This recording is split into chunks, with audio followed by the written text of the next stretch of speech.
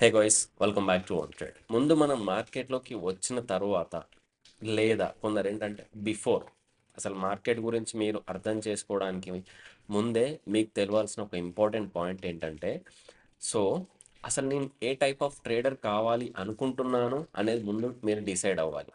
So మీకు అర్థమైంది కదా, డే ట్రేడర్ కావాలనుకుంటున్నారా, ఆర్ ఇంట్రాడే కావాలనుకుంటున్నారా, స్వింగ్ ట్రేడింగ్ కావాలనుకుంటున్నారా, లేకపోతే పొజిషనల్ కావాలనుకుంటున్నారా, లేకపోతే లాంగ్ టర్మ్లో ఇన్వెస్టర్ కావాలనుకుంటున్నారా.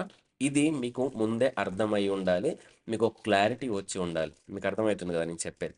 సో ఈ క్లారిటీ వచ్చి ఉండడం వల్ల అక్కడ ఏం జరుగుతుంది అంటే, మీకు ఒక విజన్ క్రియేట్ అవుతుంది అన్నట్టు. ఏ టైప్ ఆఫ్ ట్రేడర్ నువ్వు అన్నప్పుడు ఎలాంటి ట్రేడింగ్ చేయాలి, ఎలా ట్రేడ్ చేయాలి, ఎలా ట్రేడ్ చేస్తే నువ్వు అనుకున్న దానికి ఫుల్ఫిల్ అవుతావు. ఇది మీరు ముందు అర్థం చేసుకోవాలి. ఏదో గాబరగా మార్కెట్లో దూకినమా, ఈరోజు ఇంట్రాడే చేసి డే ట్రేడింగ్ చేసి రేపు స్వింగ్ ట్రేడింగ్ కోసం, ఎల్లుండి పొజిషనల్ కోసం, ఆ తర్వాత ఇన్వెస్టర్ కోసం ఎలా అవుతుంది అంటే, ఎగ్జాంపుల్ మనం ఒక స్టాక్ తీసుకుంటాం, ఇంట్రాడే కోసం ఒక స్టాక్ తీసుకుంటాం అన్నట్టు. సో దాన్ని పొజిషనల్గా స్వింగ్ ట్రేడింగ్, ఈరోజు నెగిటివ్ అయింది కదా, సరే ఈ వీకెండ్ వరకు ప్లాన్ చేసేసుకుందాం స్వింగ్ ట్రేడింగ్ కోసం అని వీకెండ్ వరకు లాంగ్ టర్మ్లో ఉంచేస్తాం, కొంచెం ఉంచేస్తాం. అప్పటి వరకు కూడా అది మార్కెట్ బయట న్యూస్ వార్స్ కానీ పొలిటికల్ ఇష్యూస్ వల్ల ఇంకో కొంచెం పడిపోయింది అనుకోండి. ఆ పడిపోయిన తర్వాత మళ్ళీ ఏం చేస్తాం, సర్లే ఇంకో కొంచెం లాంగ్ టర్మ్లో రికవర్ అవ్వదా అని దాన్ని వదిలేస్తాం. అది స్వింగ్ ట్రేడింగ్ అవుతుంది. ఆ తర్వాత పొజిషన్లో అవుతుంది, అదేది ఇన్వెస్ట్మెంట్కి వెళ్ళిపోతుంది. అది స్టాక్ పడిపోతూనే ఉంటుంది అన్నట్టు. ఇంట్రాడే కోసం ఎంటర్ అయిన మీరు లాంగ్ టర్మ్ ఇన్వెస్ట్ వరకు కన్వర్ట్ అయిపోతున్నారు అన్నట్టు. అందుకే మీరు ఏ టైప్ ఆఫ్ ట్రేడర్ అనేది ముందే మీరు ఫిక్స్ అయి ఉంటే ఇలాంటి మిస్టేక్స్ అనేవి జరగవు. అది మీరు ముందు గుర్తుపెట్టుకోవాలి ఫస్ట్. దాని కొరకే నేను కొన్ని ఫ్యాక్టర్స్ చూసా. ఆ ఏమేం ఫ్యాక్టర్స్ను బేస్ చేసుకొని మీరు ఇంట్రాడేనా, స్వింగా, పొజిషనల్, లాంగ్ టర్మా డిసైడ్ అయ్యే ఛాన్సెస్ మీకు నేను ఇస్తున్నాను అన్నట్టు. సో ఫస్ట్ పాయింట్ ఏంటంటే మైండ్ సెట్. సో మీ మైండ్ సెట్ ఎలా ఉంటుంది, ఒక సీరియస్ బిజినెస్ లాగా ఒక సీరియస్గా మీరు ట్రేడింగ్ చేయాలనుకుంటున్నారా, ఏదో లేకపోతే టైం పాస్కి వచ్చేస్తున్నారా, లేకపోతే మీరు ఒక జాబ్ చేస్తూ మీరు దీంట్లోకి వస్తున్నారా. మీకు పాయింట్ అర్థమైంది. సీరియస్గా నా ట్రేడింగే నాకు ఇంపార్టెంట్ అనే విధంగా వచ్చారా, లేదు ఏదో అట్లా టెస్ట్ కేసెస్లో చేసుకుందామని వచ్చారా, జాబ్ చేస్తూ ప్యారలల్గా ఇది మెయింటైన్ చేద్దాం అనుకుని వచ్చారా అనేది మీరు అర్థం చేసుకోవాలి అన్నట్టు. మీకు అర్థమైంది కదా. ఈ ఫస్ట్ మైండ్ సెట్ క్రియేట్ చేసేసుకోండి. మీరు ఏ టైప్ ఆఫ్ మైండ్ సెట్ మీకు ఉంది, ఏ మైండ్ సెట్ ఉంటే మీరు పర్ఫెక్ట్గా ఈ ట్రేడింగ్కి సూట్ అవుతున్నారు అనేది ఫస్ట్ ఇంపార్టెంట్. నెక్స్ట్ సెకండ్ది రిస్క్ టేకింగ్ అపెటిట్. అంటే whether they prefer low or high risk. అసలు మీకు రిస్క్ తీసుకోవడం ఇష్టమా, లేదు నాకు రిస్క్ తీసుకోవడం ఇష్టం లేదు, ఈ రెండు పాయింట్స్ ఆలోచించాలి. లేదా లో రిస్క్ తీసుకుంటానా, లేకపోతే హై రిస్క్ తీసుకుంటానా. హై రిస్క్ ఏంటంటే ఇంట్రాడేలో హై రిస్క్ ఉంటుంది. మీకు అర్థమైంది కదా. ఇంట్రాడేలో హై రిస్క్ ఉంటుంది. పొజిషనల్ లేదా స్వింగ్ ట్రేడింగ్లో లాంగ్ టర్మ్లో కొంచెం రిస్క్ తక్కువ ఉంటుంది. ఎందుకంటే మనకు తెలిసిన కంపెనీస్లో కొని పెడతా ఉంటాం, కొంచెం డౌన్ అయినా కూడా ఆల్మోస్ట్ లాంగ్ టర్మ్లో పికప్ అయ్యే ఛాన్సెస్ ఎక్కువ ఉంటాయి. అంటే టెంపరీగా మార్కెట్ పడిపోయినా మళ్ళీ బ్యాక్ వచ్చేసి రికవర్ అయిపోయి మన డబ్బులు మనకు వచ్చే విధంగా ప్లాన్ చేసుకుంటుంది అన్నట్టు. సో ఇది మనకి రిస్క్ బేస్డ్ అన్నట్టు. అంటే మైండ్ సెట్ ఒకటి ఇంపార్టెంట్.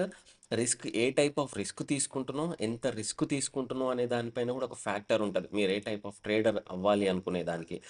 ఆ తర్వాత క్యాపిటల్. సో క్యాపిటల్ అనేది మీ దగ్గర ఎంత క్యాపిటల్ ఉంది, అసలు మీ దగ్గర క్యాపిటల్ ఎంత ఉంది.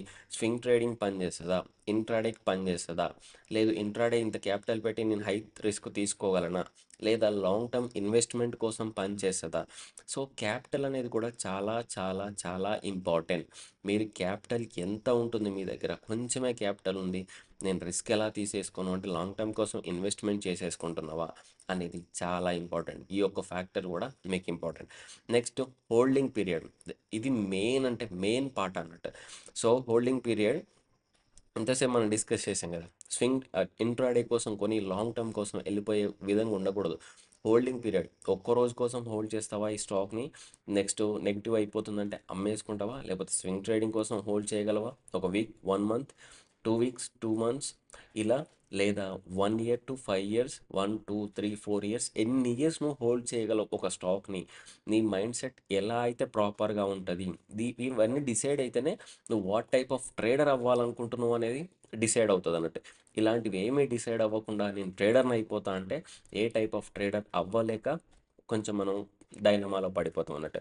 నెక్స్ట్ ఇది కూడా ఇంకోటి చాలా important. Number 5 screen time availability. Screen టైమ్‌లో చెక్ చేయగలవా లేవా? ఫర్ ఎగ్జాంపుల్ నేను జాబ్ చేస్తా ఉంటా. సో, నేను జాబ్ చేస్తున్నప్పుడు సడెన్‌గా నేను ఇంట్రాడే ట్రేడింగ్ చేయలేను. ఎందుకంటే మా మేనేజర్ సడెన్‌గా వచ్చేసి నాకేదైనా మీటింగ్ పెట్టేయడం, లేకపోతే సడెన్‌గా ఏదైనా వర్క్ అసైన్ చేయడం, ఫీడ్‌బ్యాక్ అడగడం, ఆ వర్క్ స్టేటస్ అడగడం, ఇలాంటివి జరగడం వల్ల నేను ఆ స్టాప్ లాస్ వదిలేసాననుకోండి, లేకపోతే ఆ స్టాక్‌ని ట్రాక్ చేయడం నేను వదిలేసా ఇంట్రాడేలో. అప్పుడు నాకు హ్యూజ్ లాసెస్ చాలా ఎక్కువుంటాయి. ఎఫ్ అండ్ ఓలో ఫేస్ చేసే వాళ్ళకి చాలా ఉంటదన్నట్టు ఇది. సో, ఇంట్రాడే కోసం నేనంత ప్రిఫర్ చేయను. నాకు అవసరం లేదు. అంటే నా నా స్క్రీన్ టైమ్ ఏంటంటే ఎప్పుడో ఒకసారి అలా చెక్ చేస్తా ఉంటాను నేను ఫ్రీ ఉన్నప్పుడు. అందుకే నేను స్వింగ్ ట్రేడింగ్‌కి వెళ్ళిపోయా. లేకపోతే పొజిషనల్ ట్రేడింగ్, లేకపోతే కొన్ని లాంగ్ టర్మ్ ఇన్వెస్ట్‌మెంట్ చేసేసుకొని వదిలేసా అనే ప్లాన్‌లోకి వెళ్ళిపోయా. నేను అందుకే ఇంట్రాడే సైడ్ మొత్తమే పక్కన పెట్టేసా. సో, ఇది నా మైండ్ సెట్. ఇది నా బిజినెస్ అన్నట్టు. సో, నాకేంటంటే స్క్రీన్ టైమ్ చాలా తక్కువ ఉంటది. అందుకే పక్కన పెట్టేసా. మీరు మీ స్క్రీన్ టైమ్ ఎలా ఉంటది? మీ స్క్రీన్ టైమ్ ఎలా ఉంచగలుగుతారు? ఎలా ఉంటే మీకు పాజిబుల్‌గా ఉంటది? అనేది మీ ఇష్టం అది. Next number 6 emotional balance with strategy. So, ఆ ఒక్క స్ట్రాటజీని నువ్వు క్రియేట్ చేసుకునేటప్పుడు నీ ఎమోషనల్ బ్యాలెన్స్ ఎలా ఉంటది? స్వింగ్ ట్రేడింగ్ పెట్టేసుకొని నాకు లాసెస్ వస్తున్నాయి అనే ఈ ఎమోషన్‌గా ఫీల్ అవ్వకూడదు. ఓకే. ఏంటంటే స్ట్రిక్ట్‌గా ఉండాలి. ఇక్కడ సారీ. ఆ! ఏ ఏ ట్రేడింగ్ చేసినా గూడా ఈవెన్ ఇంట్రాడే అయినా, స్వింగ్ అయినా ఏ ట్రేడింగ్ చేసినా గూడా ఆ స్ట్రిక్ట్ టు స్టాప్ లాస్‌కి ఉండాలి. ఇంట్రాడే చేసేటప్పుడు చాలా ఎక్కువ రూడ్‌గా ఉండాలన్నట్టు. రోబో లెక్క ఉండాలి. ప్రాఫిట్ వచ్చిందా తీసేసుకోవాలి. స్టాప్ లాస్ హిట్ అయినా పక్కకెళ్ళిపోవాలి. అంతేగాని రివెంజ్ ట్రేడింగ్ చేస్తా, అది చేస్తా, ఇది చేస్తా అంటే మనం ఉన్న అమౌంట్ ఎళ్ళిపోతది. ఇంట్రాడేలో ఒకే రోజులో ఎళ్ళిపోయే డబ్బులు, ఒకే రోజు ఎళ్ళిపోయే విధంగా గూడా ఉంటదంట అమౌంట్. ఉంటది. సో, మీకు అర్థమైంది గదా! సో, మీ ఈ పాయింట్స్‌ని పట్టుకొని ఒకసారి చెక్ లిస్ట్ చేసేసుకోండి. ఈ చెక్ లిస్ట్ చేసేసుకొని పక్కన మీరు ఎంత టైం ఈ చెక్ లిస్ట్ అన్నిటికి మీకు పర్ఫెక్ట్‌గా ఏది సూట్ అవుతది అనేది చేసి దాన్ని బట్టి మీరు ప్లాన్ చేసేసుకొని వదిలేసేయండి. సో, నేను చెప్పాగా నా ఎగ్జాంపుల్ నేను swing or positional or long term ఇలా ఉంటా. ఇంట్రాడేకి ఉండను. ఎందుకంటే నాకు అంత టైం ఉండదు. నేను అంత టైం చూసే ప్రతిరోజు అంత టైం స్పెండ్ చేసి నేను ఉండలేను. ఎందుకంటే జాబ్ చేసుకుంటా ఉంటాను కాబట్టి. సో, మీరు కూడా ఇలా జాబ్ చేసుకుంటూ ఉంటున్న వాళ్ళైతే మీ కన్వీనియంట్‌ని బట్టి మీరు ప్లాన్ చేసేసుకోండి. So, happy weekend. వీకెండ్ డిస్కషన్‌లో ఇదొక వీడియో. Thank you. జై హింద్.